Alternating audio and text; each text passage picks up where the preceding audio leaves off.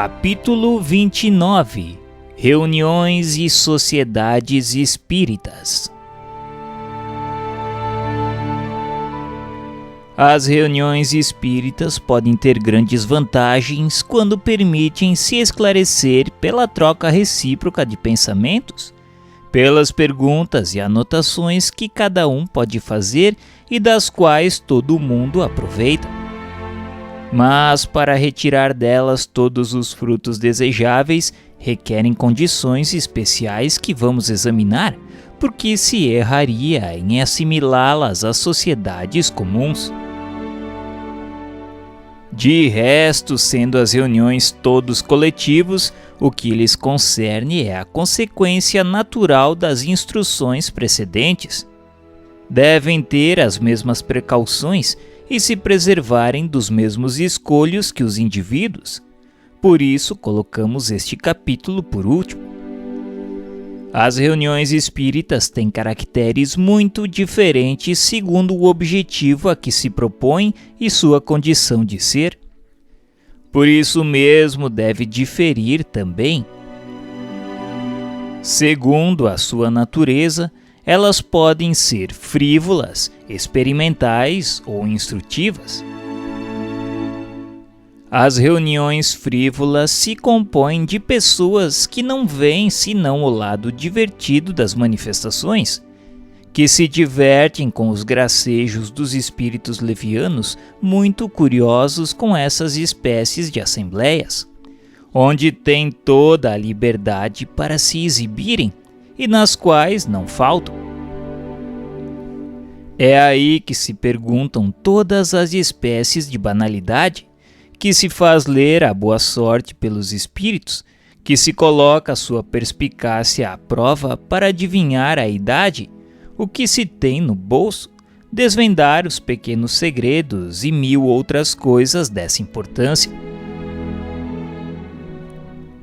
Essas reuniões são sem consequência, mas como os espíritos levianos são por vezes muito inteligentes e têm em geral humor fácil e jovial, aí se produzem frequentemente coisas muito curiosas, das quais o observador pode tirar o seu proveito. Aquele que não tivesse visto senão isso e julgasse o mundo dos espíritos segundo essa amostra, se faria uma ideia tão falsa como aquele que julgasse toda a sociedade de uma grande cidade pela de certos quarteirões. O simples bom senso diz que os espíritos elevados não podem vir em tais reuniões, onde os espectadores não são mais sérios do que os atores. Se se quer ocupar com coisas fúteis, é preciso francamente chamar os espíritos levianos como se chamariam os palhaços para divertirem uma sociedade. Mas haveria profanação em, para elas, convidar nomes veneráveis, misturar o sagrado com o profano. As reuniões experimentais têm mais especialmente por objeto a produção de manifestações físicas. Para muitas pessoas é um espetáculo mais curioso do que instrutivo. Os incrédulos delas saem mais admirados do que convencidos quando não viram outra coisa. E todo o seu pensamento gira em torno da procura dos artifícios, porque não se apercebendo de nada, supõem naturalmente subterfúgios. Ocorre de outro modo com aqueles que estudaram. Compreendem primeiro a possibilidade, e os fatos positivos determinam em seguida ou completam sua convicção. Se houver subterfúgios, eles mesmos descobrirão. Não obstante isso, essas espécies de experimentações têm uma utilidade que ninguém poderia desconhecer, porque foram elas que fizeram descobrir as leis que regem o mundo invisível e, para muita gente sem contradita, são um poderoso motivo de convicção. mas sustentamos que apenas elas não podem mais iniciar na ciência espírita do que a visão de um engenhoso mecanismo não pode fazer conhecer a mecânica, se não se lhe conhece as leis. Contudo, se forem dirigidas com método e prudência, obterão resultados bem melhores. Voltaremos daqui a pouco a esse assunto. As reuniões instrutivas têm outro caráter e, como são aquelas onde se pode aurir o verdadeiro ensinamento, insistiremos antes sobre as condições que devem preencher. A primeira de todas é permanecerem sérias em toda a acepção da palavra. É preciso bem se persuadir de que os espíritos aos quais se quer dirigir são de uma natureza toda especial, que o sublime, não podendo se aliar ao trivial, nem ao bem como ao mal, se quer obter boas coisas, é preciso se dirigir aos bons espíritos. Mas não basta chamar os bons espíritos, é necessário, como condição expressa, estar nas condições propícias para que eles queiram vir. Ora, os espíritos superiores não virão mais às assembleias de homens levianos e superficiais do que teriam vindo quando vivos. Uma sociedade não é verdadeiramente séria senão com a condição de se ocupar de coisas úteis, com a exclusão de todas as outras. Se aspira a obter fenômenos extraordinários por curiosidade ou passatempo, os espíritos que os produzem poderão vir, mas os outros se irão.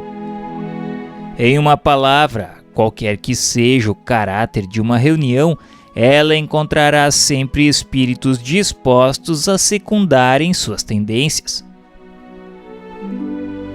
Uma reunião séria se afasta, pois, do seu objetivo, se troca o ensinamento pelo divertimento. As manifestações físicas, como dissemos, têm sua utilidade, que aqueles que querem ver busquem as reuniões experimentais, que aqueles que querem compreender busquem então as reuniões de estudo. Será assim que uns e outros poderão completar sua instrução espírita, como no estudo da medicina uns vão para os cursos e outros para a clínica. A instrução espírita não compreende apenas o ensinamento moral dado pelos espíritos, mas também o estudo dos fatos. A ela incumbe a teoria de todos os fenômenos, a procura das causas e, como consequência, a constatação do que é possível e do que não o é. Em uma palavra, a observação de tudo o que pode fazer avançar a ciência. Ora, seria enganar-se crendo que os fatos estejam limitados aos fenômenos extraordinários, que apenas os que ferem mais os sentidos sejam dignos de atenção. São encontrados a cada passo nas comunicações inteligentes e que os homens reunidos para o estudo não poderiam negligenciar. Esses fatos, que seria impossível enumerar, surgem de uma multidão de circunstâncias fortuitas. Embora menos salientes, não deixam de ser do mais alto interesse para o observador, que neles encontra ou a confirmação de um princípio conhecido ou a revelação de um princípio novo que o faz penetrar mais adiante nos mistérios do mundo invisível. Está também aí a filosofia. As reuniões de estudo, por outro lado, são de uma imensa utilidade para os médiuns de manifestações inteligentes, sobretudo para aqueles que têm um desejo sério de se aperfeiçoar e que a elas não vêm com uma tola presunção de infabilidade. Um dos grandes escolhos da mediunidade, como já dissemos, é a obsessão e a fascinação. Podem, pois, iludirem-se de muito boa fé sobre o mérito do que o obtém. e se concebe que os espíritos enganadores tenham sua liberdade de ação quando não se ocupam senão com um cego. É por isso que afastam seu médium de todo controle que, se for preciso, o fazem tomar aversão por quem poderia esclarecê-lo. Com a ajuda do isolamento e da fascinação, podem então facilmente fazê-lo aceitar tudo o que querem. Não é demasiado repeti-lo, aí está não só o escolho, mas o perigo. Sim, nós o dissemos, um verdadeiro perigo. O único meio de dele escapar é o controle de pessoas desinteressadas e benevolentes, que, julgando as comunicações com sangue frio e imparcialidade, podem lhe abrir os olhos e fazê-lo perceber o que não pode ver por si mesmo. Ora, todo médium que teme esse julgamento já está no caminho da obsessão. O que crê que a luz não é feita senão para ele está completamente subjugado. Se toma a mal as observações, se as repele, se com elas se irrita, não se poderá ter dúvida sobre a má natureza do espírito que o assiste. Nós o dissemos, um médium pode não ter conhecimentos necessários para compreender os erros. Pode se deixar enganar por belas palavras e uma linguagem pretensiosa, ser seduzido por sofismas, e isso com a melhor boa-fé do mundo. Por essa razão, na falta de suas próprias luzes, deve modestamente recorrer às dos outros. Segundo estes dois adágios, de que 4 olhos veem melhor do que 2, e que não se é jamais bom juiz em causa própria. É desse ponto de vista que as reuniões são para o médium de uma grande utilidade. Se é bastante sensato para escutar os avisos, porque aí se encontrarão pessoas mais clarividentes do que ele, que perceberão as nuances, frequentemente muito delicadas, pelas quais o espírito traz sua inferioridade. Todo médium que deseja sinceramente não ser joguete da mentira, deve, pois, procurar trabalhar em reuniões sérias e para elas levar o que obtém em particular. Aceitar com reconhecimento, solicitar mesmo o exame crítico das comunicações que recebe. Se é alvo de espíritos enganadores, é o meio mais seguro de se desembaraçar deles, provando-lhes que não podem fraudá-lo. O médium, aliás, que se irrita com a crítica, está tanto mais mal fundado quanto seu amor próprio não está comprometido. Uma vez que o que diz não é dele e que não é nisso mais responsável do que o leitor dos versos de um mau poeta. Insistimos sobre esse ponto, porque se aí está um dos escolhos para os médiuns, o é também para as reuniões nas quais importa não conceder levianamente confiança a todos os intérpretes dos espíritos. O concurso de todo médium obsidiado ou fascinado lhe seria mais nocivo do que útil. Devem, pois, não aceitá-lo. Pensamos ter entrado no desenvolvimento suficiente para que lhe seja impossível iludir-se sobre os caracteres da obsessão. Se o médium não pode reconhecê-la por si mesmo, um dos mais salientes é, sem contradita, a pretensão de ter unicamente a razão contra todo mundo. Os médiuns obsidiados que não querem com isso convir, assemelham-se a esses doentes que se iludem sobre a sua saúde e se perdem por falta de se submeterem a um regime salutar. O que uma reunião séria deve se propor é afastar os espíritos mentirosos. Estaria em erro se acreditasse ao abrigo pelo seu objetivo e pela qualidade dos seus médiuns. A isso não chegará senão quando estiver ela mesma nas condições favoráveis. Para se compreender bem o que se passa nessas circunstâncias, pedimos dignar-se refletir-se ao que dissemos no capítulo 21 sobre a influência do meio. É preciso imaginar cada indivíduo como cercado de um certo número de companheiros invisíveis que se identificam com o seu caráter, seus gostos e suas tendências. Pois toda pessoa que entra em uma reunião conduz consigo espíritos que lhes são simpáticos. Segundo seu número e sua natureza, esses acólitos podem exercer sobre a assembleia e sobre as comunicações uma influência boa ou má. Uma reunião perfeita seria aquela na qual todos os membros, animados por um igual amor ao bem, não conduzissem com eles senão bons espíritos. Na ausência da perfeição, a melhor será aquela onde o bem se impusesse sobre o mal. Isso é muito lógico para que seja necessário insistir. Uma reunião é um ser coletivo, cujas qualidades e propriedades são as resultantes de todas as dos seus membros, e formam como um feixe. Ora, esse feixe terá tanto mais força quanto mais for homogêneo.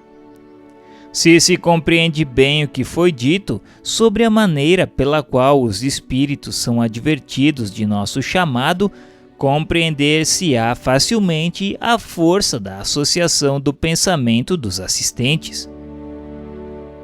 Se o espírito de alguma sorte é atingido pelo pensamento, como o somos pela voz, 20 pessoas unindo-se em uma mesma intenção terão necessariamente mais força do que uma sozinha. Mas para que todos esses pensamentos concorram para o mesmo objetivo, é preciso que vibrem em uníssono, que se confundam, por assim dizer, num só, o que não pode ocorrer sem o recolhimento. Por outro lado, o espírito chegando a um meio completamente simpático, nele fica mais à vontade.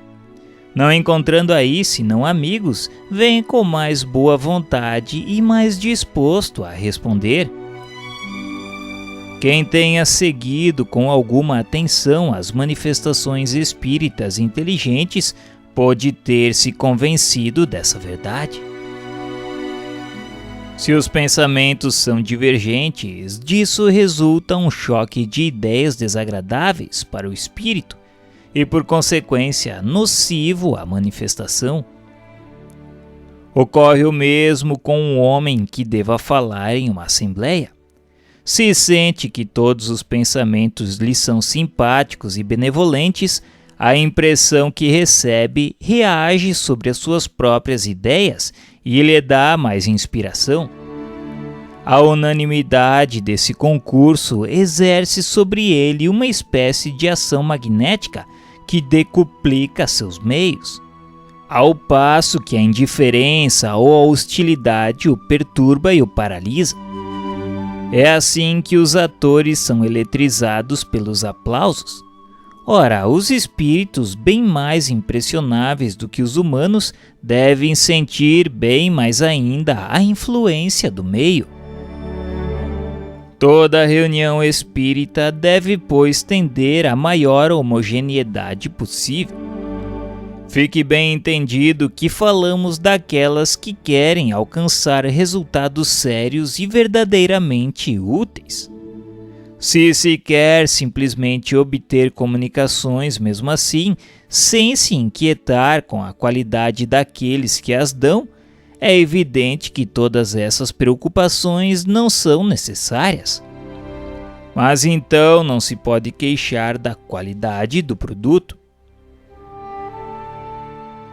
O recolhimento e a comunhão de pensamentos, sendo as condições essenciais de toda reunião séria, compreende-se que o maior número de assistentes deve ser uma das causas, as mais contrárias à homogeneidade. Não há certamente nenhum limite absoluto a esse número e se concebe que 100 pessoas suficientemente recolhidas e atentas estarão em condições melhores do que 10 que estivessem distraídas e barulhentas. Mas é evidente que quanto maior é o número, mais essas condições são difíceis de serem preenchidas. Aliás, é um fato provado pela experiência que os pequenos círculos íntimos são sempre mais favoráveis às belas comunicações, e isso pelos motivos que desenvolvemos.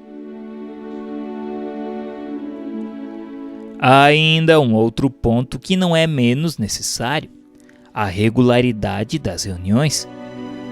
Em todas há sempre espíritos que se poderia chamar de habituais, e não entendemos por isso esses espíritos que se acham por toda a parte e se misturam com tudo. Aqueles são ou espíritos protetores ou aqueles que são interrogados mais frequentemente. Não é preciso crer que esses espíritos não tenham outra coisa a fazer do que nos escutarem. Eles têm suas ocupações e podem, aliás, se encontrarem em condições desfavoráveis para serem evocados. Quando as reuniões ocorrem a dias e horas fixas, se preparam de acordo e é raro que faltem. Há mesmo os que levam a pontualidade ao excesso, melindram-se com um quarto de hora de atraso. E se eles mesmos marcam o momento de uma entrevista, será inútil chamá-los alguns minutos mais cedo. Acrescentemos, no entanto, que se bem que os espíritos prefiram a regularidade, os que são verdadeiramente superiores não são tão meticulosos a esse ponto. A exigência de uma pontualidade rigorosa é um sinal de inferioridade, como tudo o que é pueril. Fora das horas consagradas, eles podem, sem dúvida, virem e vêm, até com boa vontade, se o objetivo é útil. Mas nada é mais nocivo às boas comunicações do que chamá-los à torto e à direito quando a fantasia nos toma, e sobretudo sem motivo sério. Como não estão obrigados a se submeterem aos nossos caprichos, poderiam não se incomodar, e é então, sobretudo, que os outros podem tomar seu lugar e seu nome.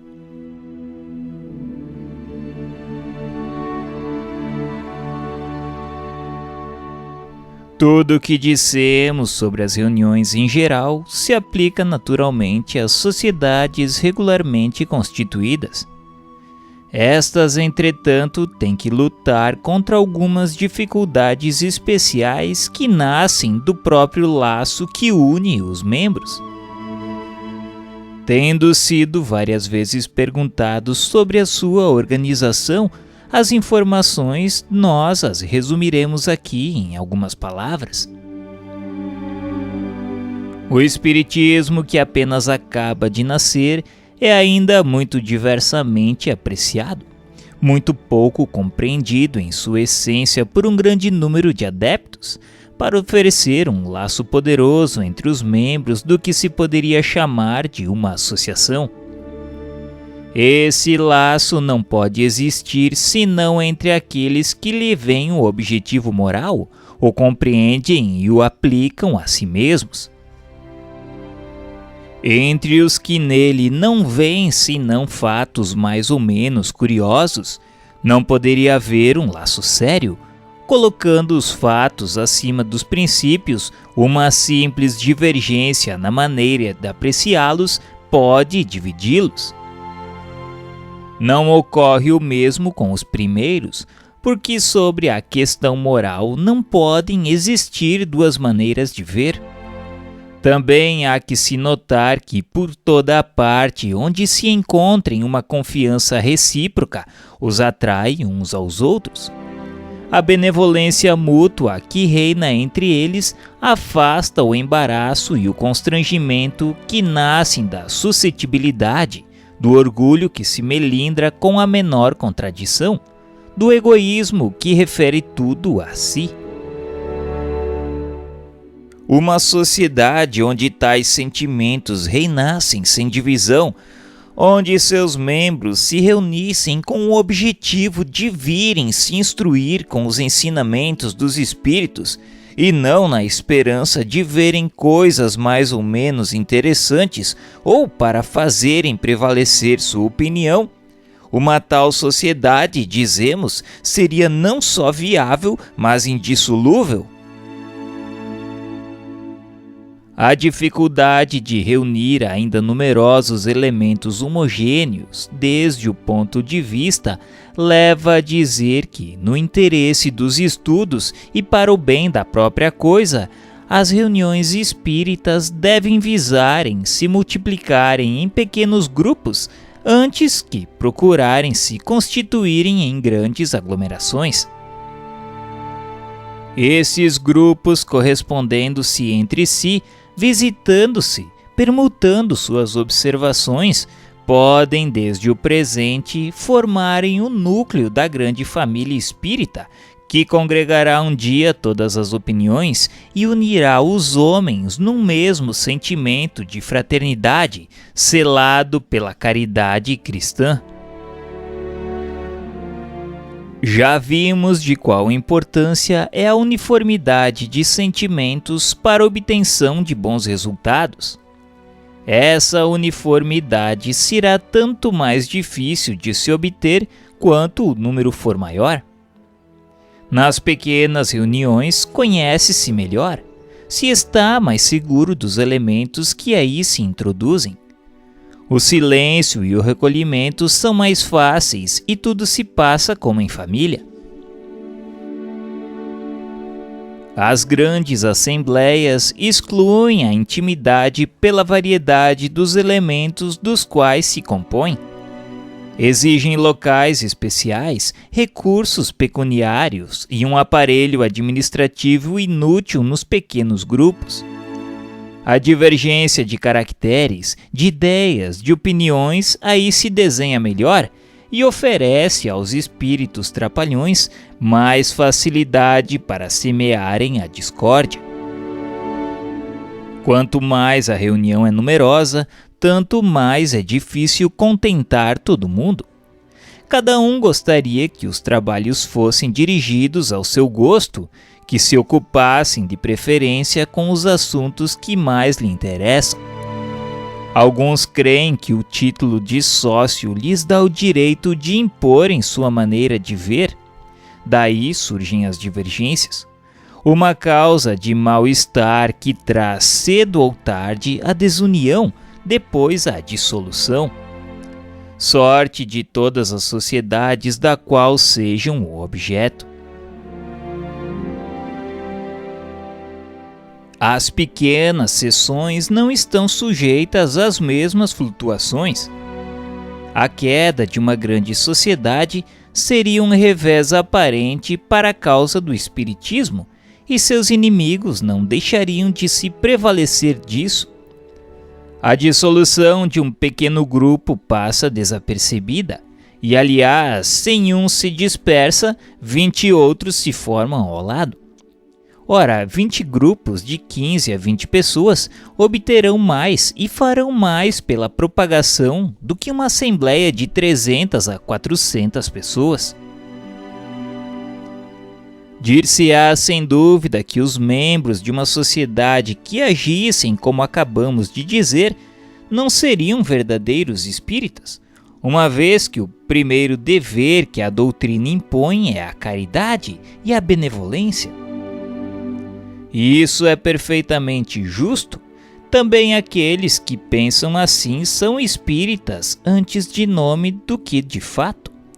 Não pertencem seguramente à terceira categoria. Mas quem diz que esses sejam mesmos espíritas quaisquer? Aqui se apresenta uma consideração que não deixa de ter gravidade. Não nos esqueçamos de que o espiritismo tem inimigos interessados em lhe fazer frente, e o que vem esses sucessos com despeito. Os mais perigosos não são os que atacam abertamente, mas os que agem nas sombras. Estes o acariciam com uma mão e o difamam com a outra. Esses seres malfazejos se insinuam por toda parte onde esperam fazer o mal. Como sabem que a união é uma força, procuram destruí-la lançando fogueiras de discórdia. Quem diz, pois, que aqueles que nas reuniões semeiam a perturbação e a cisânia não sejam agentes provocadores interessados na desordem? Infalivelmente não são nem verdadeiros e nem bons espíritas. Não podem jamais fazer o bem e podem fazer muito mal. Compreende-se que eles têm infinitamente mais facilidade para se insinuarem nas reuniões numerosas do que nas pequenas sessões, onde todo mundo se conhece. Graças aos surtos enredos que passam desapercebidos, semeiam a dúvida, a desconfiança e a desafeição, sob a aparência de um hipócrita interesse pela coisa, criticam tudo, formam consilábios e rodas que cedo rompem a harmonia do conjunto. É o que eles mais querem.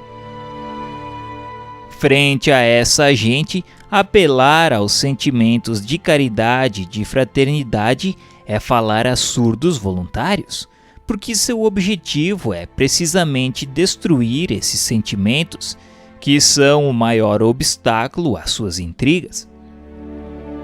Esse estado de coisas, deplorável em todas as sociedades, ou é mais ainda nas sociedades espíritas, porque se não leva a uma ruptura, causa uma preocupação incompatível com o recolhimento e a atenção. Se a reunião está em mau caminho, dir-se-á os homens sensatos e bem-intencionados não têm o direito de crítica. Devem deixar o mal passar sem dizer nada, aprová-lo pelo silêncio?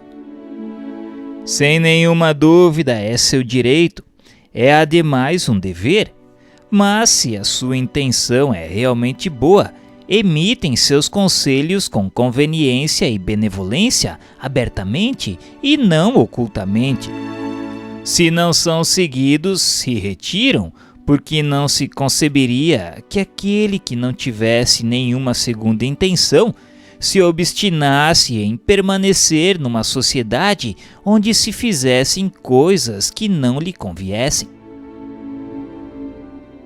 Pode-se, pois, estabelecer em princípio que quem em uma reunião espírita provoque a desordem ou a desunião, ostensivamente ou subrepticialmente por quaisquer meios, é ou um agente provocador ou pelo menos um muito mau espírita, do qual não se poderia se desembaraçar muito cedo. Mas os próprios compromissos que ligam todos os membros frequentemente lhe colocam um obstáculo. Por isso, convém evitar os compromissos indissolúveis. Os homens de bem estão sempre bastante empenhados. Os mal-intencionados estão sempre mais. Além das pessoas notoriamente malévolas que se insinuam nas reuniões, há aqueles que, pelo caráter, carregam a perturbação consigo por toda parte onde se encontram. Não se poderia, pois, ser mais circunspecto quanto aos elementos novos que se introduzem na reunião. Os mais importunos, nesse caso, não são os ignorantes sobre a matéria, nem mesmo aqueles que não creem. A convicção não se adquire senão pela experiência, e há pessoas que querem se esclarecer de boa fé. Aqueles, sobretudo, dos quais é preciso se preservar, são as pessoas de sistemas preconcebidos, os próprios incrédulos que duvidam de tudo, mesmo da evidência, os orgulhosos que pretendem ter com exclusividade a luz infusa, Por toda parte querem impor sua opinião e olham com desdém quem não pense como eles. Não vos deixeis prender pelo seu pretenso desejo de se esclarecer.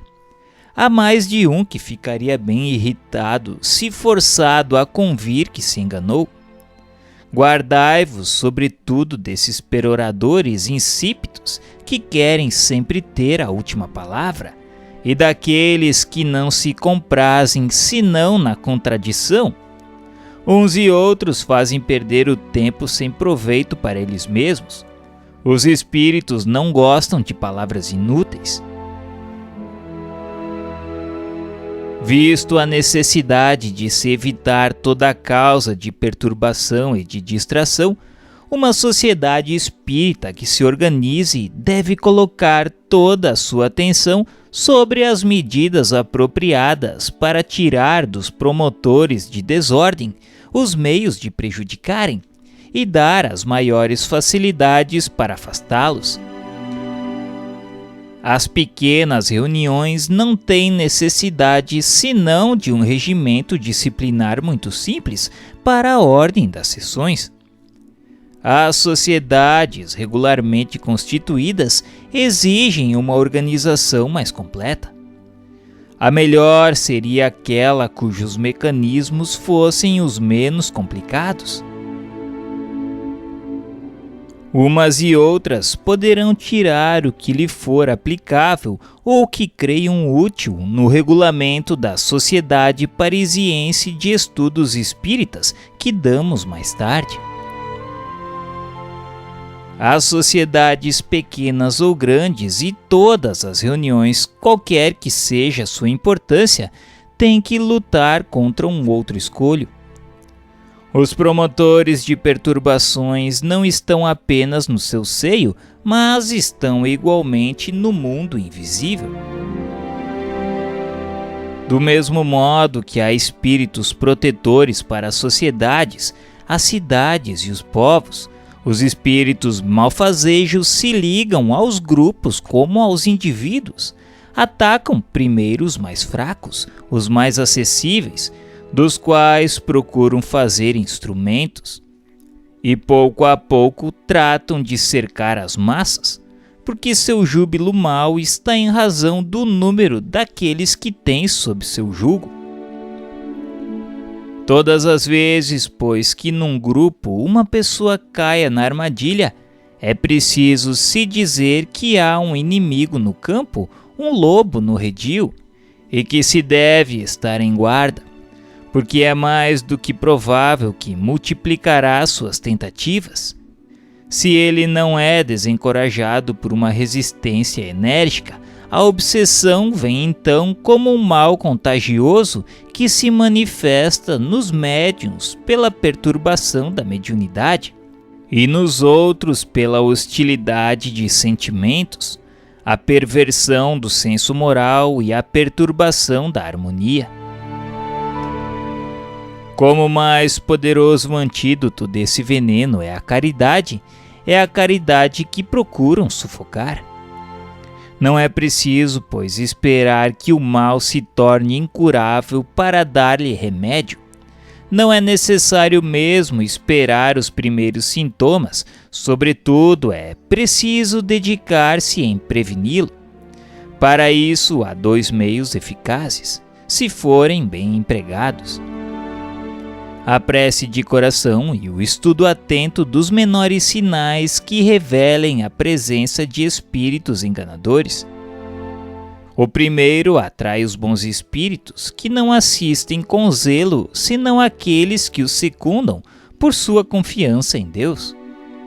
O outro prova aos maus que estão tratando com pessoas bastante clarividentes e bastante sensatas, para não se deixarem enganar.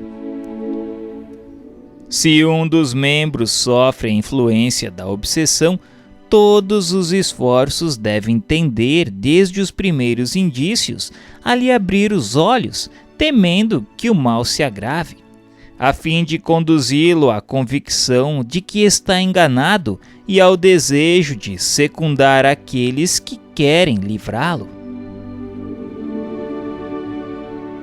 A influência do meio é a consequência da natureza dos espíritos e do seu modo de ação sobre os seres vivos. Dessa influência, cada um pode deduzir por si mesmo as condições as mais favoráveis para uma sociedade que aspire a granjear a simpatia dos bons espíritos e a não obter senão boas comunicações, afastando os maus. Essas condições estão todas nas disposições morais dos assistentes. Resumem-se nos pontos seguintes. Primeiro, perfeita identidade de objetivos e de sentimentos. Segundo, benevolência recíproca entre todos os membros. Terceiro, abnegação de todo sentimento contrário à verdadeira caridade cristã. Quarto, desejo único de se instruir e se melhorar pelo ensinamento dos espíritos e aproveitamento de seus conselhos. Quem está persuadido de que os espíritos superiores se manifestam em vista de nos fazer progredir e não para o nosso prazer, compreenderá que devem se afastar daqueles que se limitam a admirar seu estilo sem deles retirar nenhum fruto, e que não tomam o atrativo das sessões senão pelo menor ou maior interesse que elas ofereçam segundo seus gostos particulares. Exclusão de tudo que nas comunicações solicitadas aos espíritos não teria senão um objetivo de curiosidade. Recolhimento e silêncio respeitosos durante as conversas com os espíritos. Associação de todos os assistentes, pelo pensamento ao chamado feito aos espíritos que se evocam. Concurso dos médiuns da Assembleia com abnegação de todo sentimento de orgulho, de amor próprio e de supremacia, e pelo único desejo de se tornarem úteis. Mas então essas condições serão tão difíceis de preencher que não se possa encontrá-las? Nós não pensamos assim.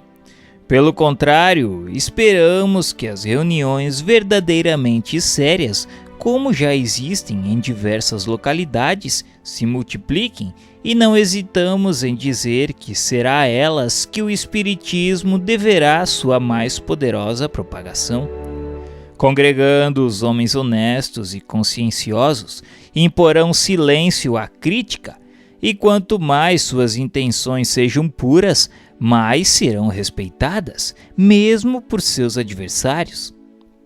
Quando a zombaria ataca o bem, cessa a fazer rir, torna-se desprezível. Será entre as reuniões desse gênero que um verdadeiro laço de simpatia, uma solidariedade mútua se estabelecerão pela força das coisas e contribuirão para o progresso geral. Seria um erro crer que as reuniões onde se ocupa mais especialmente das manifestações físicas estejam fora desse concerto fraternal e que excluem todo pensamento sério. Se não requerem condições tão rigorosas, não será impunemente que sejam assistidas com leviandade, e se enganaria quem cresce que o concurso dos assistentes nela seja absolutamente nulo. Tem-se a prova do contrário no fato de que frequentemente as manifestações desse gênero não podem se produzir em certos meios. Há, pois, também para isso influências contrárias, e essas influências não podem estar senão na divergência ou na hostilidade de sentimentos que paralisam os esforços dos espíritos. As manifestações físicas, como dissemos, têm uma grande utilidade. Abrem um vasto campo ao observador, porque é toda uma ordem de fenômenos insólidos que se desenrola aos seus olhos e cujas consequências são incalculáveis. Uma assembleia pode, pois, ocupar-se com objetivos muito sérios, mas não poderia atingi-los, seja como estudo, seja como meio de convicção, se não se coloca em condições favoráveis. A primeira de todas é não a fé dos assistentes, mas seu desejo de se esclarecerem sem prevenção, sem ideia preconcebida de rejeitar mesmo a evidência. A segunda é a restrição do seu número para evitar a mistura de elementos heterogêneos. Se as manifestações físicas são produzidas em geral por espíritos menos avançados, não deixam de ter um objetivo providencial, e os bons espíritos as favorecem todas as vezes que podem ter um resultado útil. Assuntos de estudo. Quando forem evocados parentes e amigos, alguns personagens célebres para comparar suas opiniões de além-túmulo com as que tiveram em sua vida, frequentemente fica-se embaraçado para alimentar as conversas sem que se caia nas banalidades e nas futilidades. Muitas pessoas pensam, por outro lado, que o livro dos Espíritos esgotou a série de perguntas de moral e de filosofia. É um erro. Por isso, é talvez útil indicar a fonte de onde se pode tirar assuntos de estudo, por assim dizer, ilimitados. Se a evocação de homens ilustres, de espíritos superiores, é eminentemente útil pelo ensinamento que nos dão, a dos espíritos vulgares não o é menos, se bem que sejam incapazes de resolver as questões de alta importância. Pela sua inferioridade, eles se pintam a si mesmos, e quanto menos a distância que os separa de nós é grande, mais neles encontramos relações com a nossa própria situação, sem contar que nos oferecem com frequência traços característicos do mais alto interesse, como explicamos acima, falando da utilidade das evocações particulares.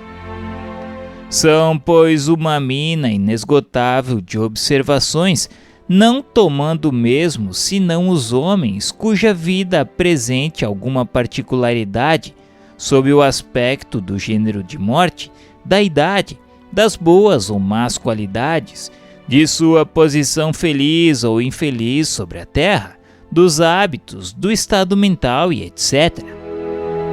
Com os espíritos elevados, o quadro de estudo se alarga. Além das questões psicológicas que têm um limite, pode-se propor-lhes uma multidão de problemas morais que se estendem ao infinito em todas as posições de vida. Sobre a melhor conduta a se ter em tal ou tal circunstância dada, sobre nossos deveres recíprocos e etc. O valor da instrução que se recebe sobre um assunto qualquer, moral, histórico, filosófico ou científico, depende inteiramente do estado do espírito que se interroga, e cabe a nós julgá-lo. Além das evocações propriamente ditas, os ditados espontâneos oferecem assuntos de estudo ao infinito. Consistem em esperar o estudo que apraz aos espíritos tratarem. Vários médiuns podem, nesse caso, trabalhar simultaneamente. Algumas vezes pode-se chamar um espírito determinado, o mais ordinariamente se esperam aqueles que queiram se apresentar, e frequentemente eles vêm da maneira mais imprevista. Esses ditados podem em seguida dar lugar a uma multidão de perguntas cujo tema se encontra assim todo preparado. Devem ser comentados com cuidado para se estudar todos os pensamentos que encerram e julgar se trazem consigo um cunho de verdade. Esse exame feito com severidade, é, como dissemos, a melhor garantia contra a intrusão de espíritos enganadores. Por esse motivo, assim como para a instrução de todos, poderá ser dado conhecimento das comunicações obtidas fora da reunião. Há aí, como se vê, uma fonte inesgotável de elementos eminentemente sérios e instrutivos. As ocupações de cada sessão podem ser reguladas assim como segue. Primeiro, leitura das comunicações espíritas obtidas na última sessão, passadas a limpo. Segundo, relatórios diversos, correspondência, leitura das comunicações obtidas fora das sessões, relação de fatos interessando ao espiritismo. Terceiro, trabalhos de estudo, ditados espontâneos, perguntas diversas e problemas morais propostos aos espíritos, evocações. Quarto, conferência, exame crítico e analítico das diversas comunicações, discussão sobre os diferentes pontos da ciência espírita. Os grupos nascentes são algumas vezes tolhidos em seus trabalhos por falta de médiuns. Os médiuns seguramente são um dos elementos essenciais nas reuniões espíritas, mas não são o elemento indispensável. E haveria erro em crer que, com a sua falta, nelas nada haveria a fazer. Sem dúvida, aqueles que não se reunissem senão com o objetivo de experimentação não poderiam fazer mais sem médiuns do que os músicos em um concerto sem instrumentos. Mas os que têm em vista o estudo sério têm 1000 motivos de ocupação tão úteis e proveitosos como se pudessem operar por si mesmos. Aliás, as reuniões que têm médiuns podem acidentalmente encontrarem-se sem eles, e seria deplorável que crescem, nesse caso, nada mais ter a fazer do que retirar-se. Os próprios espíritos podem, de tempos em tempos, colocá-los nessa posição, a fim de lhes ensinar a passar sem eles. Diremos mais que é necessário, para aproveitar seus ensinamentos, consagrar um certo tempo para meditá-los. As sociedades científicas não têm sempre os instrumentos de observação sobre os olhos e, todavia, não têm dificuldades em encontrarem assuntos de discussão. Na ausência de poetas e oradores, as sociedades literárias leem e comentam as obras de autores antigos e modernos. As sociedades religiosas meditam sobre as escrituras. As sociedades espíritas, então, devem fazer o mesmo e tirarão um grande proveito para seu adiantamento, estabelecendo conferências nas quais se lerá e comentará tudo que se referir ao espiritismo, pró ou contra. Dessa discussão, onde cada um dá o tributo de suas reflexões, cintilam traços de luz que passam desapercebidos numa leitura individual. Ao lado das obras especiais, os jornais fornecem fatos, relatos, eventos, sinais de virtudes ou de vícios que sobressaem de graves problemas morais que só o Espiritismo pode resolver. E está ainda aí um meio de se provar que ele se liga a todos os ramos da ordem social. Colocamos em causa que uma sociedade espírita que organizasse seu trabalho nesse sentido, procurando os materiais necessários, não encontraria bastante tempo para dar as comunicações diretas dos espíritos. Por isso, pedimos sobre esse ponto a atenção das reuniões verdadeiramente sérias, as que têm mais ânimo para se instruírem do que para procurarem um passatempo. Para maiores esclarecimentos, indicamos a leitura do capítulo da formação dos médiuns.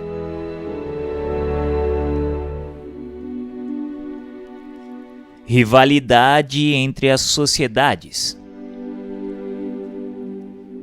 As reuniões que se ocupem exclusivamente das comunicações inteligentes e as que se dedicam ao estudo das manifestações físicas têm cada uma a sua missão. Nenhumas nem outras estariam no verdadeiro espírito do espiritismo se olhassem mal, e aquela que atirasse a primeira pedra na outra provaria só com isso a má influência que a domina. Todas devem concorrer, embora por caminhos diferentes, ao objetivo comum, que é a procura e a propagação da verdade. Seu antagonismo, que não seria senão um efeito do orgulho superexcitado fornecendo armas aos detratores, não poderia senão prejudicar a causa que pretendem defender. Estas últimas reflexões se aplicam igualmente a todos os grupos que possam diferir sobre alguns pontos da doutrina.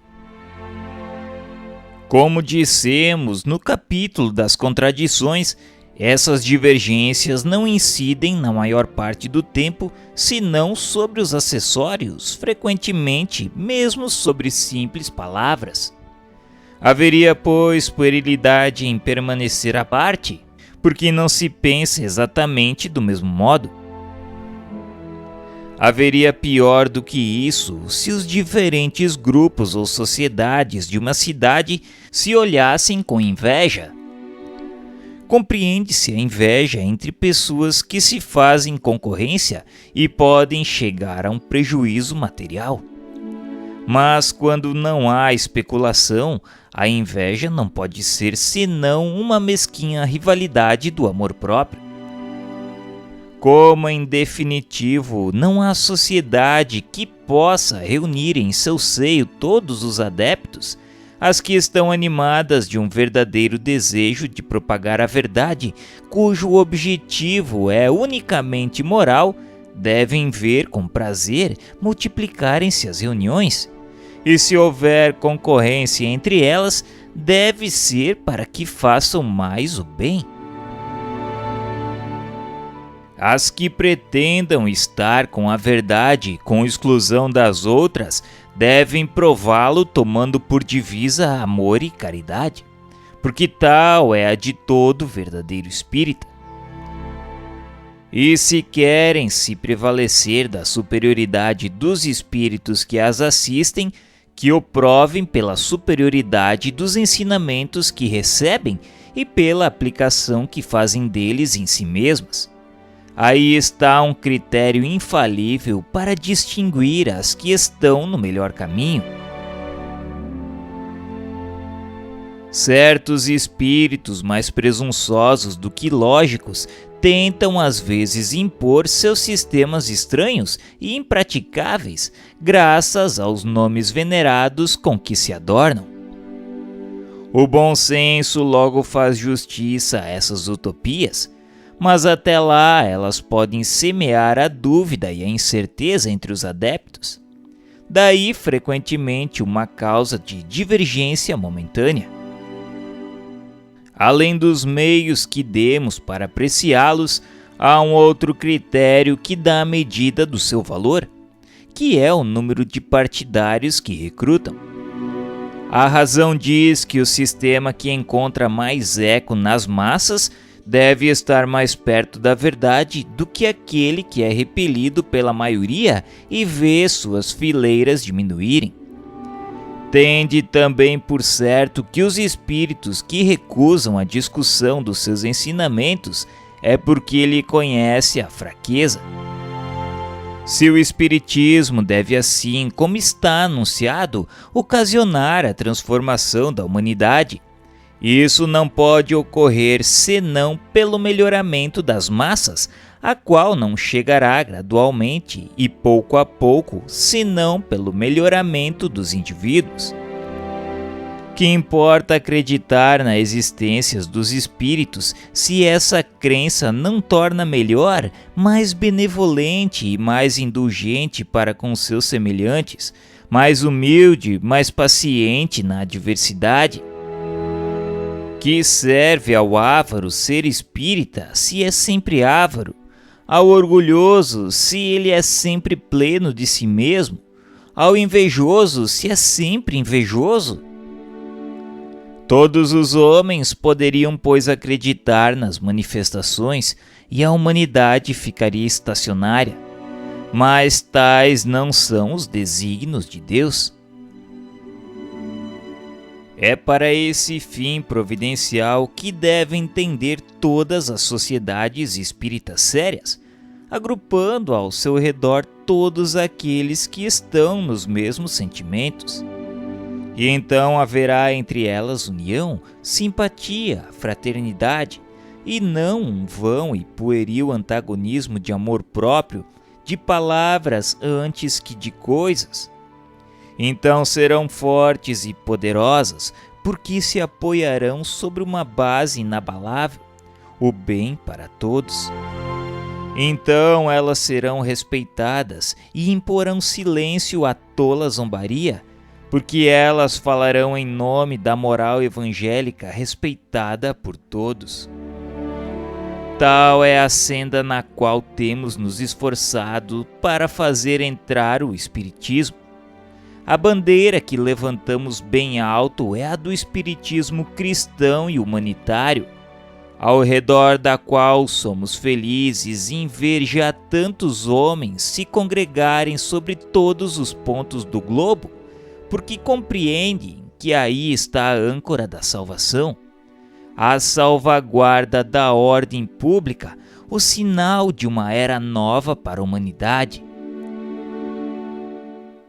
Convidamos então todas as sociedades espíritas a concorrerem para essa grande obra, que de um lado do mundo ao outro elas se estendam a mão fraternal e lançarão o mal em redes inextricáveis.